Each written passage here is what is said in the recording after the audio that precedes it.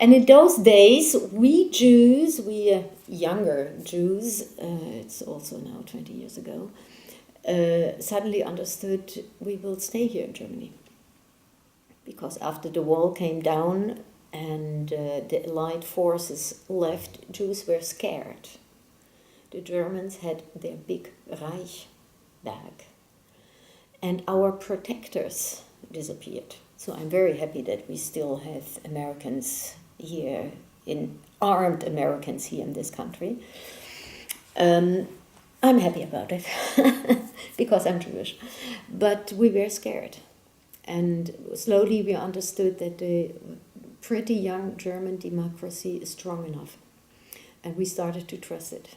So we started to renew our Judaism also in Germany.